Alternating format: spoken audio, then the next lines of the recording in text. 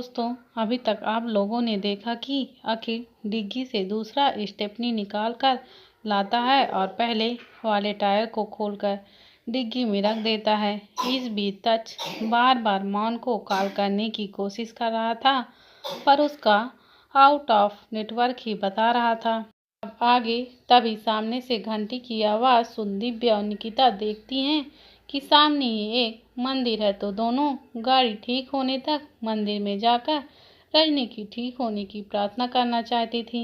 दिव्या, सच डैडा, वो सामने मंदिर है, हम रजनी के ठीक होने की प्रार्थना करके आते हैं।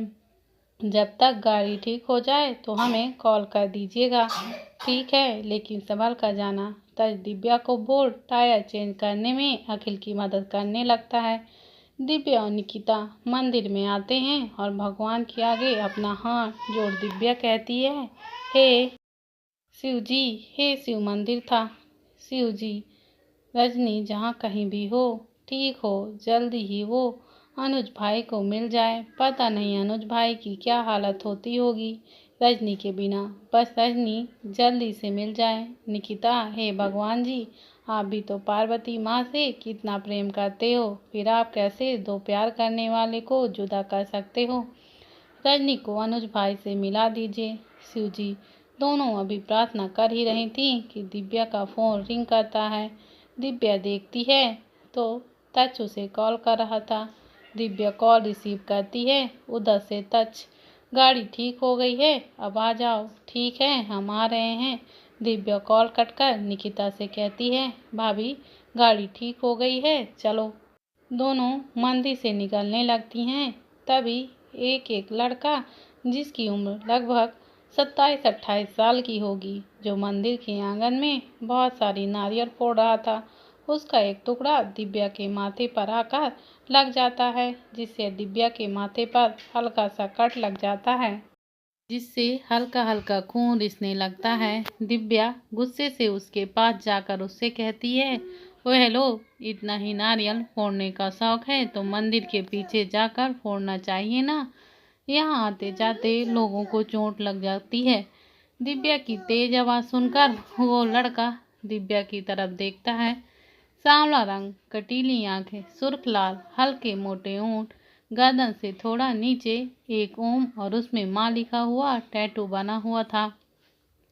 काली गहरी आंखें, जैसे उनमें कितने गहरे राज दफन है। उसके बदन में अभी सिर्फ एक धोती थी और ऊपर सिर्फ एक जनेऊ पहना हुआ था। उसने वो दिव्या को बिना कोई जवाब दिए वापस से नारियल फोड़ने लगता है, तो दिव्या और निकिता भी वहां से चली जाती हैं।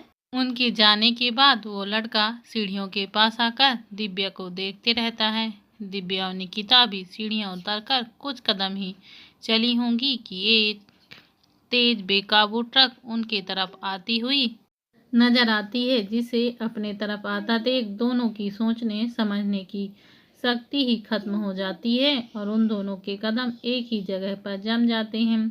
अखिल और तच उन्हें वहां से हटने के लिए जोर जोर से आवाज देते हैं, लेकिन उनका दिमाग तेज रफ्तार से अपने तरफ आती हुई ट्रक को देखकर ब्लॉक ही हो गया था। तभी दिव्या अपने सेंस में आती है और अपने कुछ कदम आगे खड़ी दिव्या को धक्का दे देती है।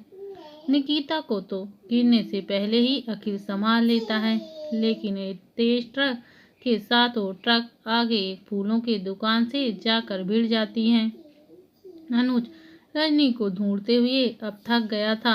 वो और नेहा सब जगह आकर रुक जाते हैं। तभी अचानक से अनुज जोर से चिल्लाया, रजनी तुम कहाँ हो, कहाँ चली गई हो तुम।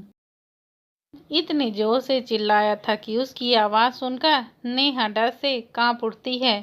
रजनी कहाँ हो तुम, अनुज फिर से चीखा। अनुज चिल्लाकर अपने अंदर उठ रहे तूफान को बाहर निकालने की कोशिश कर रहा था। अंदर ही अंदर उसके इमोशंस उसका दम घोट रहे थे। अनुज चिंता के मारे रजनी के बारे में सोच सोच कर ही, रजनी जाने कहाँ होगी, किस हाल में होगी, उसके साथ कुछ गलत ना हुआ हो, उसके लिए एक एक पल काटना मुश्किल हो रहा था। वो कब से उसे ढूंढने की हर मुमकिन कोशिश कर रहा था, मगर उसकी बुरी किस्मत उसे लॉलीपॉप कहने वाली उसकी रजनी उसे कहीं नहीं मिल रही थी। नेहा जो अनुज के चिल्लाने से कांप उठी थी, उसे ऐसा महसूस हो रहा था जैसे उसके पैरों तले जमीन हिल रही हो और अब कुछ ही पलों में वहां भूकंप आने वाला हो।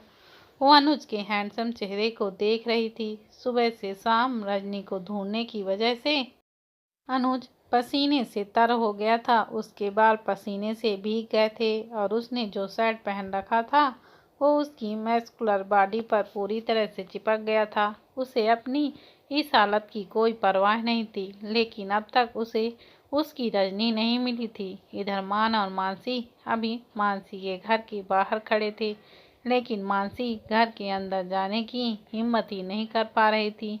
मानसी पिछले 3 घंटे से हम यहाँ घर के बाहर खड़े हैं। तुम 2 कदम घर की तरफ बढ़ाती हो तो 4 कदम घर से दूरी चली जाती हो। इतना डर किस बात का? एक बार अंदर चलकर देखो ना। एक तो यहाँ नेटवर्क भी नहीं आ रहा। मुझे रजनी से बातें करना था, उससे पूछना था कि उसने अपनी आज की दवा ली या नहीं। जल्दी जाना भी है, लेकिन तुम डर ही इतना रही हो कि अभी तक हम घर के अंदर भी नहीं गए हैं, तो वापस क्यों जाएंगे? मान, आप मेरे पापा को नहीं जानते, वो बड़े गुस्सैल वाले हैं। पता नहीं जब आपके बारे में पता चलेगा तो उनका रिएक्शन क्या होगा। उनका रिएक्शन देखने के लिए ही सही अंदर तो जाना होगा ना। कहते हुए मानसी को घर के डोर के पास ले जाता है और डोरबेल भी बजा देता है। दिव्या निकिता को तो धक्का दे देती है, जिसे दौड़कर आने की वजह से अखिल निकिता को गिरने से पहले ही पकड़ लेता है। लेकिन तब तक एक बूम की आवाज़ के साथ साथ दिव्या की चीखने की आवाज़ उस जगह पर गूंज उठती है। इसे सुन्न पड़ जाता है और उसके कदम बर्फ की तरह जम जाते हैं। अभी तच को ऐसा लग रहा था जैसे उसकी हिम्मत जवाब दे रही हो। वो ट्रक एक फूल के दुकान से जाकर भिड़ जाती है, लेकिन ट्रक फूल की दुकान से भिड़ने से पहले ही उसे चला रहा ड्राइवर और उसके साथ का आदमी ट्रक से उतरकर भाग जाता है। निकिता को तो अभी कोई होश ही नहीं था कि अभी अभी हुआ क्या है। अगर दिव्या निकिता को धक्का नहीं देती तो पहले ट्रक से टक्कर उसी की होती, जिससे उसकी जान भी जा सकती थी। अखिल की आंखों में आंसू भर आए थे। अखिल निकिता को छोड़ उस तरफ भागा तो आगे जाकर अखिल क्या देखता है कि एक लड़का दिव्या को अपनी मजबूत बाहों में उठाए उन्हीं की तरफ आ रहा है।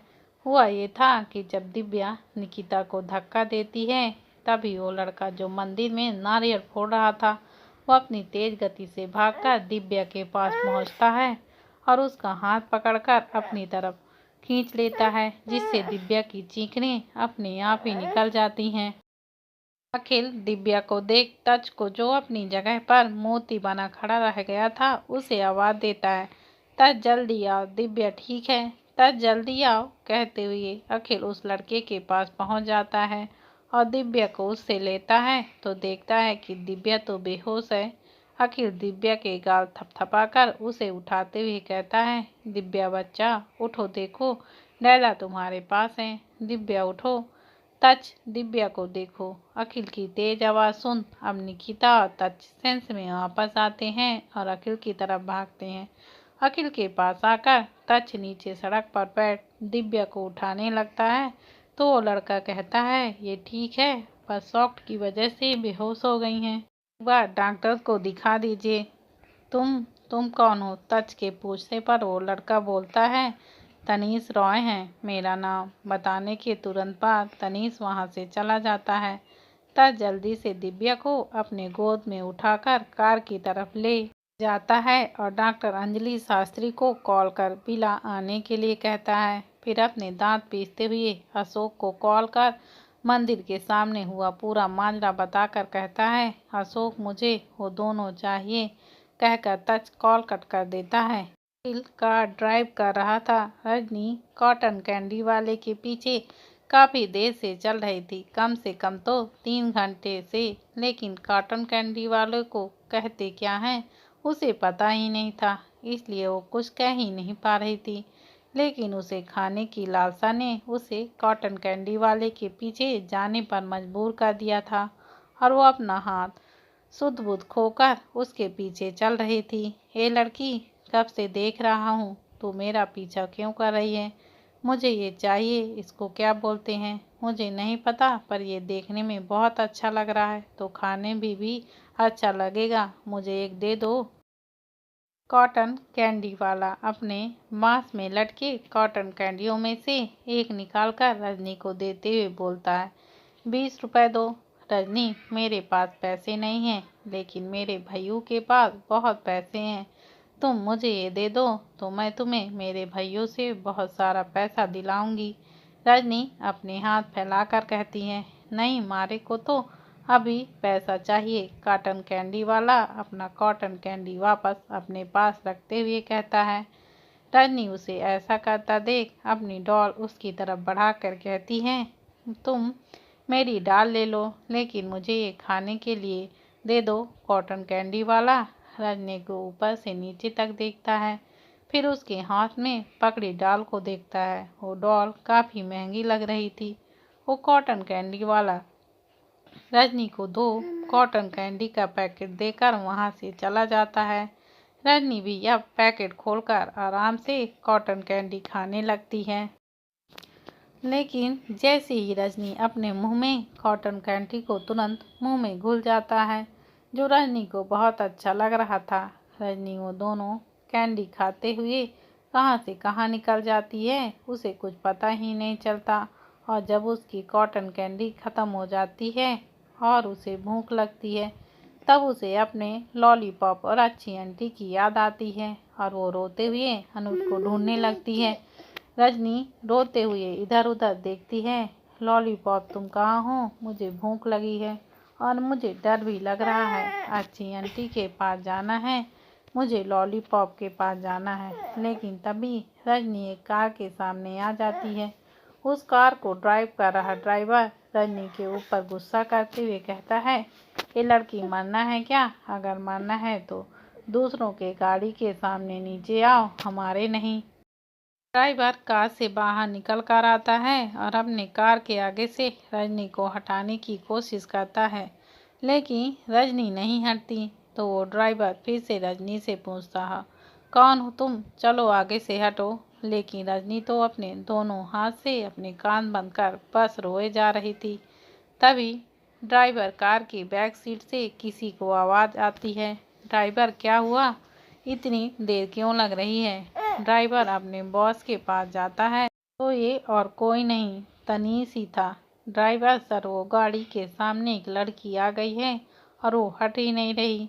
तनीश कुछ देर सोचता है, फिर कहता है, चलो देखते हैं। तनीश ड्राइवर के साथ कार के बाहर आता है तो देखता है कि कार के सामने एक लड़की बैठी हुई है। तनीश, हेलो मिस, कौन हो तुम? देखो सामने से हटो और कार को आगे जाने दो। तनीश की आवाज़ सुन रजनी अपना सर उठाकर उसे देखती है और उससे कहती है, मुझे मेरा लॉलीपॉप चाहिए।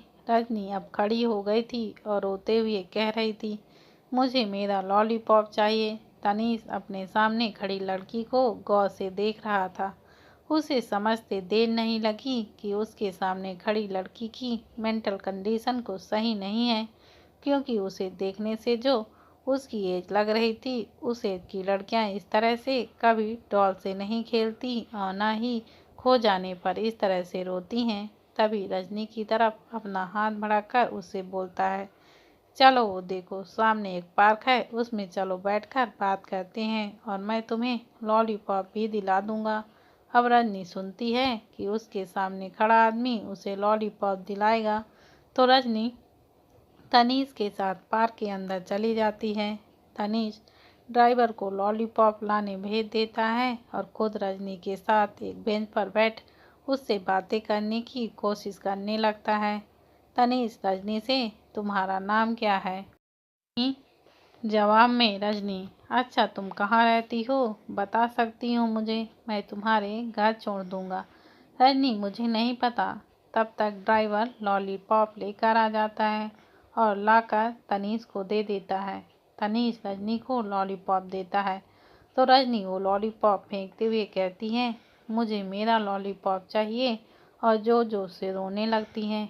अनुज नेहा की तरफ मुड़ा और उसके पास आ गया और उससे कहने लगा, नेहा अब तुम अपने घर जाओ, मैं अकेले ही रजनी को ढूंढ लूँगा। वैसे भी तुम कब से मेरे पीछे उसे ढूंढने के लिए घूम रही हो। अब तुम घर जाओ, तुम भी थक गई हो। नेहा नहीं, मैं आपको ऐसे अकेले छोड़कर कहीं नहीं जाऊंगी।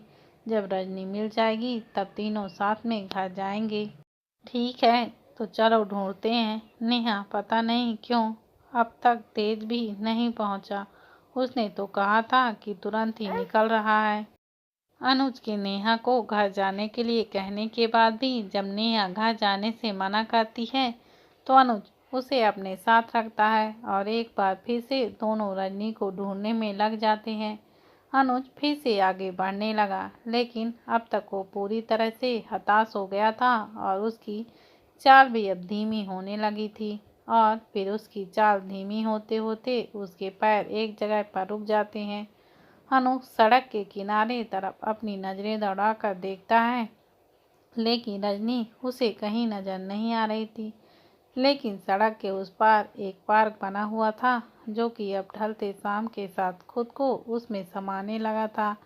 रजनी तुम कहाँ चली गई? अभी यहाँ होती तो देखती कि कैसे तुम्हारा लॉलीपॉप तुम्हारे लिए तड़प रहा है। तुम्हें अपने सीने से लगाने के लिए मेरा दिल कितना तड़प रहा है। अब तो ये शाम भी ढलकर रात में बदलने लगी है, लेकिन तुम्हारा अब तक कुछ पता ही नहीं चल पाया। तुम कब से अकेली हो? क्या तुम्हें डर नहीं लग रहा है? क्या तुम्हें तुम्हारे लॉलीपॉप की याद नहीं आ रही है? तुमने तो शायद अब तक कुछ खाया भी नहीं होगा। क्या तुम्हें आइसक्रीम ना ला कर देने के लिए सज़ा दे रही हो? तो तुम मेरे पास आ जाओ, उसके बाद तुम मुझे जो सज़ा देना चाहती हो दे सकती हो। पर प्लीज़ अब और मत तड़पाओ, अब काफ़ी देर हो गई है, अब तो आ जाओ अपने लॉलीपॉप के पास। ये सब सोचते हुए ही अनुज को अपना दिल दुखता हुआ सा महसूस होने लगा, जैसे एकदम से उसका दम घुटने लगा हो और उसे सांस लेने में दिक्कत हो रही हो।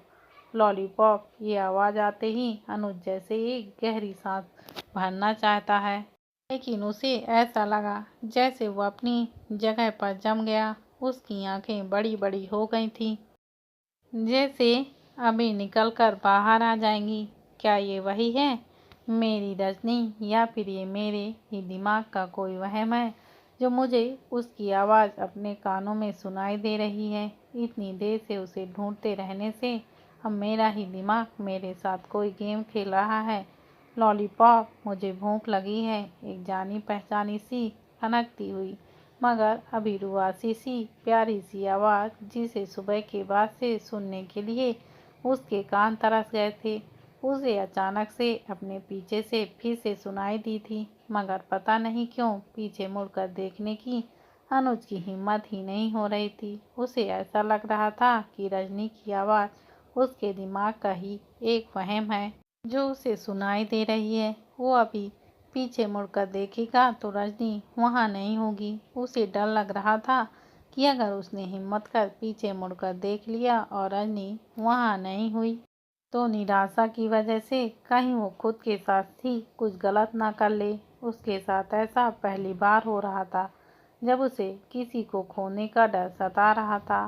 तो क्या सिद्धार्थ जी का कहना सही था कि उसे रजनी से सच्चा वाला प्यार हो गया है और उसके अनुज में सिर्फ कुछ घंटों के लिए दूर जाने पर ही अनुज किसी जल बिन मछली की तरह तड़पने लगा।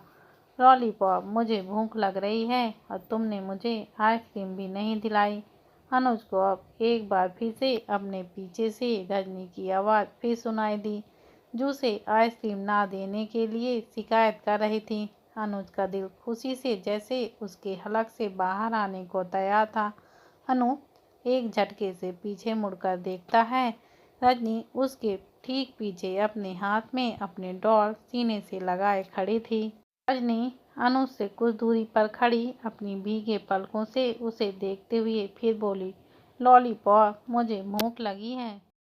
अनुज रजनी को देख मानो खुशी से पागल होने वाला था। अनुज भागकर रजनी के पास गया और उसे उसके कंधे से पकड़कर खुद के करीब खींचकर अपने गले से लगा लिया।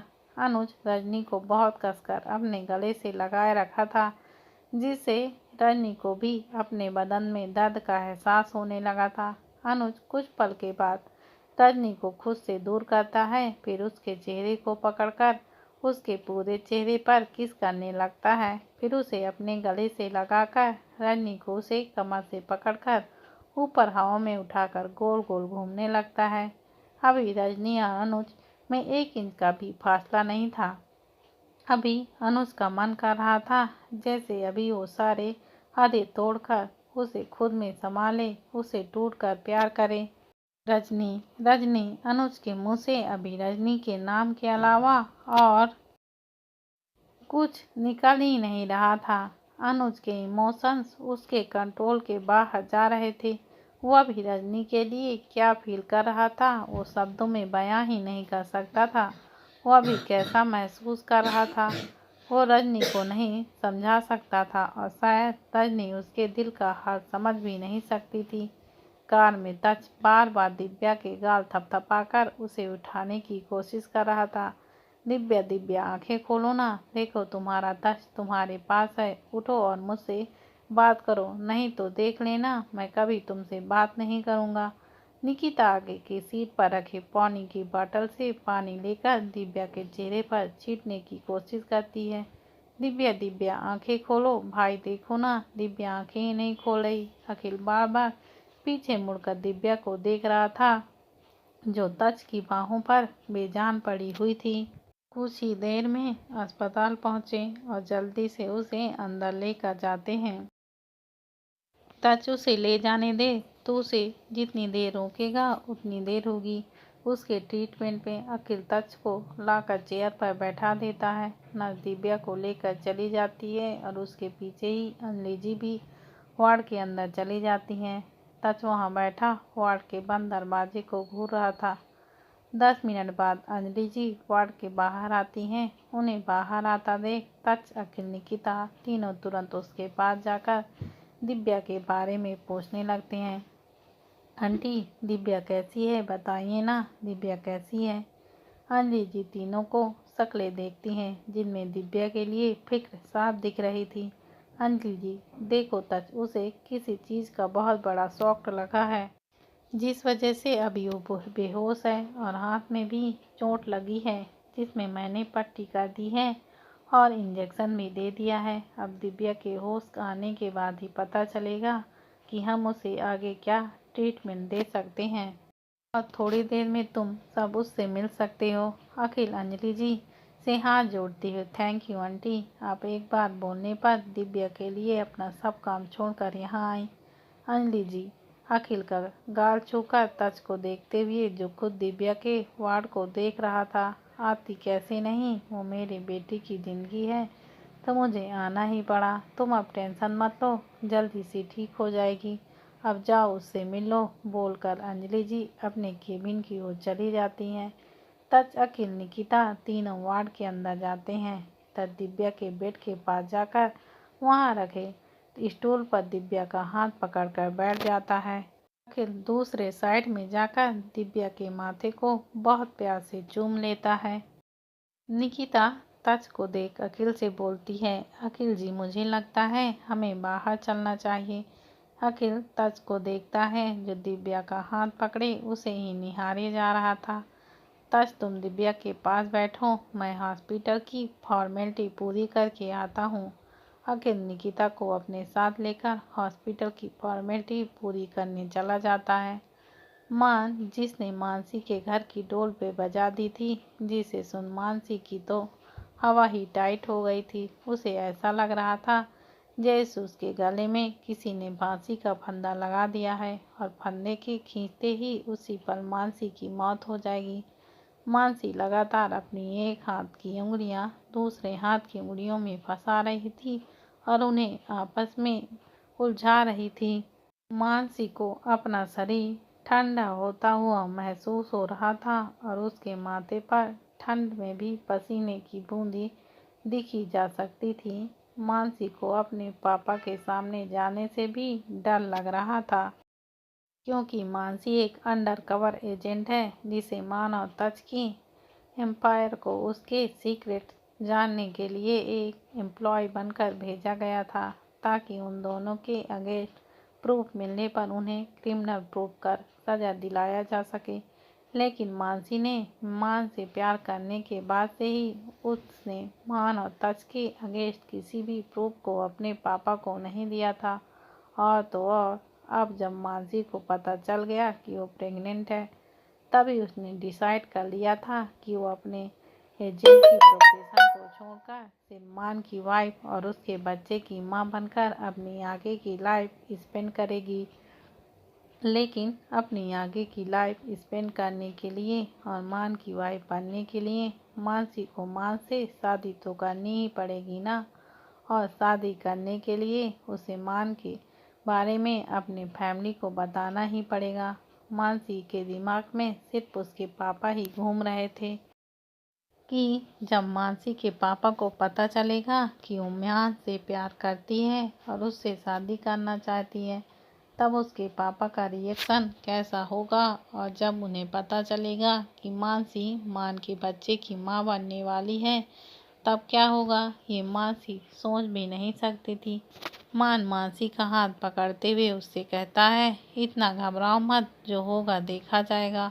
और फिर तुम्हें तुम्हारे पापा मुझ पर चाहे कितना भी गुस्सा कर लें, लेकिन मुझे पता है कि वो अपनी बेटी से मुझ पर गुस्सा करने से ज़्यादा ही प्यार करते हैं।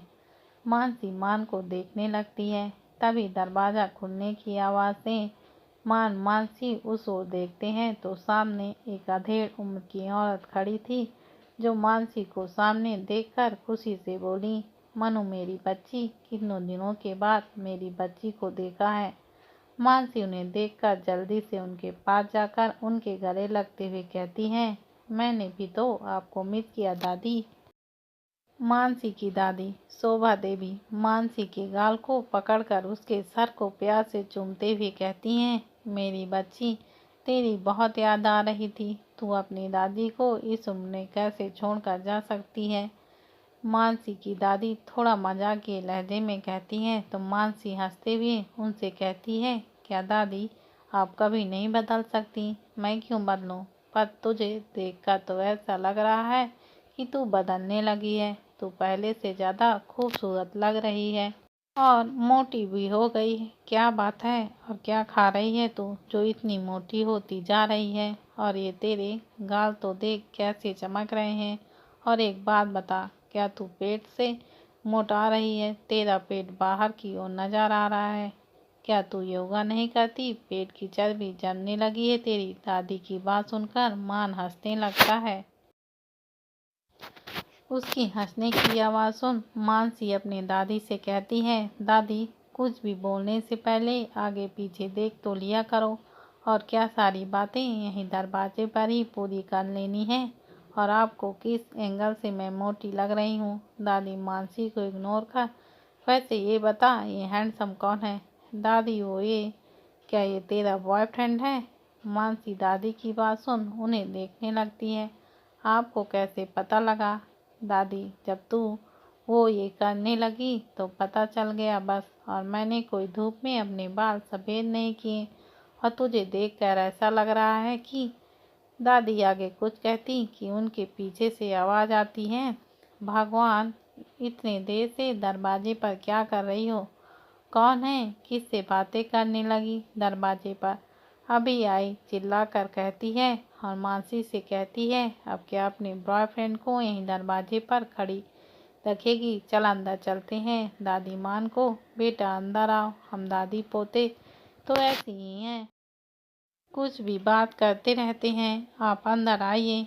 मान दादी के पास आकर उनके पैर छू लेता है। दादी मान के सर पर हाथ रखकर कहती हैं, खुश रहो और मेरी झल्ली पोती को भी खुश रखो। दादी मान और मानसी साथ घर के अंदर आ जाते हैं। दादाजी सोफे पर मानसी के दादाजी बैठे न्यूज़पेपर पढ़ रहे थे। मानसी जाकर उनके गले लग जाती है, अरे मेरी बच्ची, तू तो अपना घर होने के बाद भी उन दोनों लड़कियों दिव्या और दीक्षा के साथ रहती है। मानसी, दादू आपको पता है ना, मेरा ऑफिस वहाँ से नज़दीक पड़ता है, इसलिए मैं उनके साथ रहती हूँ। दादू मान को देखते हुए, और ये कौन है? जीते रहो बेटा। मान उनके भी पैर छू लेता है। कौन आया है और इतना शोर हो रहा है? मानसी की मम्मी किरण सिन्हा भी सबकी आवाज़ सुनकर कमरे से बाहर आ जाती हैं। तो सामने मानसी को देखकर वो भी खुशी से सबके पास आ जाती हैं। तो मानसी उनके गले लग जाती है। मम्मी आप कैसे हो? मैं ठीक हूँ बेटा, तू कैसी है? मानसी को ऊपर से नीचे तक देखते हुए कहती हैं, तो कुछ खाती नहीं है क्या? कितनी पतली हो गई है। मानसी मुंह बनाते हुए, लो अभी तो दादी ने कहा कि मैं मोटी हो गई हूँ, और अभी ही आप कह रहे हो कि मैं पतली हो गई हूँ। सही सही बताओ कि मैं मोटी हो गई हूँ या पतली? अरे बहू, ये तुझे कहाँ से पतली नजर आ रही है? इसका पेट देख तो, पेट से मोटा रही है। दादी मानसी लाचारी से उसकी तरफ देखती हैं। मानो सबको बातें सुनकर हल्का हल्का मुस्कुरा रहा था। हाँ मनु, तेरे पेट को तो देखकर ऐसा लग रहा है जैसे तू 4-5 महीने की प्रेग्नेंट हो। मानसी की मम्मी मानसी के पेट को छूते हुए कहती हैं, जिससे मानसी घबरा जाती है। जिसे देख मान जल्दी से उनके पास जाकर उनके भी पैर छू लेता है, ताकि उनका ध्यान इस बात से हट जाए। अरे यार रुको, कौन हो तुम? अचानक मान के किरण जी के पैर छूने से वो पीछे हटते हुए कहती हैं। मानसी किरण जी से, ये मान है, मेरे ही ऑफिस के ये दूसरे बॉस हैं, और माँ हम दोनों एक दूसरे को पसंद भी करते हैं। मानसी आगे बोलती हैं, माँ इनकी सिर्फ एक ही बहन है, और मैं इसलिए ये आप लोगों से मिलना चाहते हैं। किरण जी मान को देखते हुए, आइए बेटा बैठिए। मान आकर दादू के पास बैठ जाता है। दादू और बताओ बेटा, क्या नाम है तुम्हारा और क्या काम करते हो? वो क्या है ना, मेरा बेटा, इसका बाप पुलिस वाला है, तो वो भी थोड़ा तुमसे पूछताछ कर सकता है तुमसे। मैं तो बस प्रैक्टिस करवा रहा हूँ तुम्हें। मान स्माइल करते हुए, मेरा नाम मान रजावत है और मैं ओबरॉय टेक्सटाइल में सेकंड बॉस हूँ। अच्छा, और तुम्हारे पिता का नाम क्या है? मान जी, मानव राजावत। ये नाम बाहर से घर के अंदर आ रहे मानसी के पापा मिस्टर सिन्हा के कान में जैसे ही जाती हैं, उसके चेहरे के एक्सप्रेशन चेंज हो जाते हैं। अनुज रजनी का चेहरा पकड़कर उसे गौर से देखता है, जिसकी आंखें और नाक रोने के कारण लाल हो गई थी। अनुज रजनी के चेहरे को थामकर प्यार से उससे पूछता है, भूख लगी है? अनुज, लॉलीपॉप खाओगी? रजनी फिर से हाँ में सिर हिलाते हुए खुद ही अनुज के होठों को चूसने लगती है। अभी फिलहाल तो अनुज के होंठ रजनी के होठों के गिरफ्त में थे, लेकिन उसका दिल खुशी से झूम रहा था, और अनुज मन ही मन सोच रहा था, अब चाहे जो हो जाए, लेकिन वो रजनी को खुद से दूर होने ही नहीं देगा। लेकिन वो मान को भी माफ नहीं कर सकता था, इसलिए अब अनुज ये सोच रहा था कि उसे रजनी को हमेशा के लिए अपने पास रखने के लिए पहले उससे शादी करनी ही होगी। नहीं तो अगर मान को उसके इरादों का पता चल गया तो वो रजनी को खो सकता है। चाहे रजनी अपने प्रेजेंट में हो या ना हो, लेकिन वो मान की बातें अच्छे से समझती है, और अगर रजनी को उससे दूर रहने के लिए कहता है तो शायद रजनी उससे दूर भी हो सकती है। इसलिए वो पहले रजनी से शादी करेगा, उसके बाद मान को उसके किए की सजा देगा। कुछ देर के प्रेजेंट किस के बाद अनुज रजनी के होठों को छोड़ता है, लेकिन उसे खुद से दूर नहीं करता। उसे उसके कमर से पकड़ के रखा रहता है। अपने पीछे से खांसने की आवाज़ दोनों को सुनाई देती है। तब अनुज को याद आता है कि उसके साथ नेहा भी है। रजनी को ढूंढ रही थी। मैं भी यही हूँ, कुछ तो शर्म कर लो। अनुज, नेहा से तुम्हें जलन हो रही है क्या? नेहा, मैं क्यों जलने लगी? नेहा रजनी के पास आकर उसे अपने गले से लगा लेती है। रजनी, तुम कहाँ चली गई थी? तुम्हें पता है हम तुम्हें सुबह से ढूंढ रहे हैं, और तुम यहाँ पहुँची कैसे? नेहा के पूछने पर कि रजनी वहाँ पहुँची कैसे, तो अनुज भी रजनी से पूछता है, हाँ रजनी, मैं तो तुम्हें गाड़ी में छोड़कर गया था, तो तुम गाड़ी से निकले कैसे और यहाँ तक कैसे पहुँची? रजनी अनुज को बताते हुए, वो मैं बहुत यम्मी सी चीज़ खाने के लिए उस बेचने वाले अंकल के पीछे चली गई थी। वो अंकल बहुत अच्छे थे। उन अंकल ने मुझे बिना पैसे खाने के लिए दिया, पर भाइयों ने उन्हें पैसे देने के लिए कहूँगी और मुझे यहाँ पर एक दूसरे अंकल लेकर आए हैं। कौन अंकल और कहाँ है वह अंकल? रजनी पीछे मुड़कर जब देखती है जहाँ पर वह और तनीश उसी बेंच पर बैठे हुए थे, लेकिन अब वहाँ कोई नहीं था। दोस्तों, आप लोग का मुझे इतना प्यार देने के लिए मैं तहे दिल से आप लोगों का धन्यवाद करती हूँ। प्लीज़ मेरी कहानी पर इसी तरह से बने रहें और ज़्यादा से ज़्यादा मेरे चैनल को सब्सक्राइब करें और शेयर करें और कमेंट में यह बताना मत भूलिए कि मेरी कहानी आपको कैसी लगती है।